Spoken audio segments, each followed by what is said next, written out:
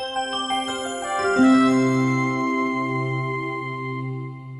ladies and gentlemen, welcome to SA Accounting Academy. Here's a short clip on one of our previous webinars. I hope that you really do enjoy it.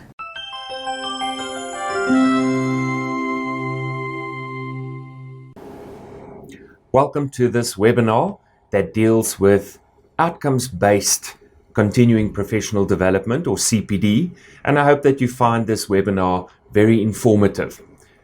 My name is Anton van Wyk and I will be presenting this webinar, and you can also see my contact details on the slide at the moment, and you're more than welcome to give me a call or send me an email if there's anything that you'd like to discuss or any queries that you have regarding the content of this particular webinar. Right, if we just start off by thinking where we find ourselves in the accountancy profession at this stage, and we do a bit of an introspection or a status check, almost like a reality check of where we are at this stage, we can see that the accounting profession is not in a good space, and I'm including the auditing profession in that as well. And the reason I'm starting with this is because we have to consider why there is a need to have a new CPD policy. All right, if we look at the corporate scandals and the corruption that we find that, basically are impacting the accountancy profession, seeing that accountants are involved in many of these scandals and could have prevented these scandals, we can see that that in itself already raises question marks. Secondly, if we look at our South African auditing profession, that has not gone so well in the past few years, where we held the number one position in the world for 7 years consecutively. We have dropped to the number 30 position in the world in 1 year. And that doesn't, basically sit well with accountants and chartered accountants and registered auditors or RAs alike. So that is definitely a concern. If we look at the fourth industrial revolution, that basically casts a shadow as well. Many people think the fourth industrial revolution is still on its way, but it isn't. We're very much living the fourth industrial revolution, and we need to ask ourselves, is this causing a threat to the accountancy profession, or is it an opportunity that we are not leveraging from as we possibly can? All right, and then, of course, CA 2025 and also the development of a new competency framework. What is important here is that we are all being made aware constantly that the future looks different. And we need to reinvent ourselves, upskill ourselves, and acquire new abilities so that we can actually future-proof ourselves. I don't want to say against the fourth industrial revolution, because that means that we want to, future-proof ourselves against development and all of those types of things. And those are positive things that are happening in our profession. But the impact of technology, etc., we need to really embrace that whole change that is taking place in the profession.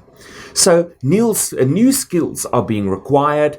There's a lack of critical thinking skills and also problem-solving skills that we find in the profession at this stage. So this is the feedback that we're currently getting from the market, and that is that the modern day accountant lacks many skills that are required to be successful in the future. So all of this together have been acting as triggers to let the professional bodies come up with a new approach, a new upskilling approach or a phase that they want to go through. And that is what basically led to the change from an inputs-based competency or CPD policy to an outcomes-based CPD policy, as we see evident with SICA and IRBA, etc. All right, so it's just a natural step that there would have been a new CPD policy that would now be applicable to the members of bodies. If we have a look at the background to the revised outcomes-based CPD policy, we need to ask ourselves why the change to the CPD policy. And if we're honest, before we really look at the reasons for the change, we need to be honest with ourselves, and that is that CPD in the past used to be just a tick box approach. We had a certain minimum number of hours, and we attended workshops, and we attended a 4-hour workshop, and we added 4 hours to the mix, and that was a tick box. So it really didn't add value. The approach was that accountants felt that it was almost like imposed on the accountant. This is what is available. You should do 8 hours of IFRS and 4 hours of tax and so many hours of this and that and ethics and all over. And it basically did not really make provision for what the needs are of the particular accountant in the particular circumstances of that accountant. So despite the fact that there's been a need for a change to the CPD policy of professional bodies, I also think that we were not really happy with the CPD policy before.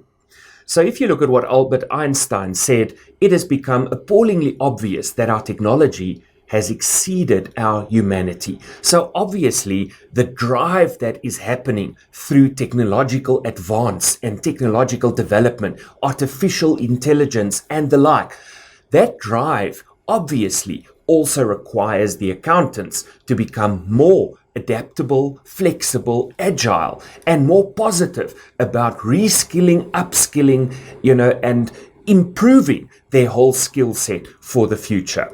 All right. So now in 2016, the South African Institute of Chartered Accountants hosted the Chartered Accountants Worldwide Workshop in South Africa. And the participants identified at this workshop that the profession needs to remain relevant.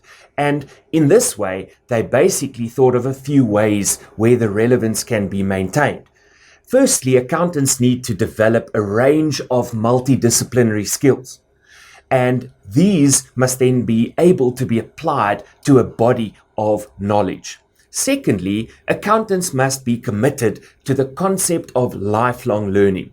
We cannot follow the approach anymore that the 4 years that you spent at the university level plus your 3 years of training contract, that must teach you everything that there is to know. The world that we function in is changing. And that is why if we're going to be, remaining relevant in our profession and not be replaced by robots and artificial intelligence and software, there doesn't have to really be a robot. It's just software that can do things that we used to do before, especially the mundane tasks that accountants often have to perform. So there are very few items that can really be completely just replaced in the short term. But we need to still upskill ourselves to make sure that we can also leverage from the technology and make sure that we can use the existing technology to improve our services to our clients. That is what's important. Having an awareness of stakeholder needs and requirements, very important. Being trusted and ethical leaders. And I'm quite passionate about this. The accountant has become a compliance officer. The accountant has become a walking, talking IFRS textbook. All right. And what is important is that my question that I'm often asking is, what is the real key value proposition of the accountant to his or her client spectrum? So what is important is that we should be trusted business advisors that are so close to the heartbeat of the business that the business just cannot function without us. And that is the nice thing of this area that we find ourselves in, or the space that we find ourselves in. We are confronted by change and confronted by new ways of thinking and new ways of doing. But the interesting thing is that the accountant is the best placed in the business to actually facilitate this whole improvement that is happening and all the changes that are happening. Who better than the accountant to actually become involved in what's happening in terms of the fourth industrial revolution, etc. You tell me which part of the business or which employee of a business or role player in a business has a better understanding of the business in its entirety than the accountant. Because the accountant has to understand the entire process of the business, all its processes, all its activities, from start to end. The whole value chain must be understood in order to account for it properly. And that is why the accountant should be a trusted business advisor that is so part of the business that the business cannot function without it.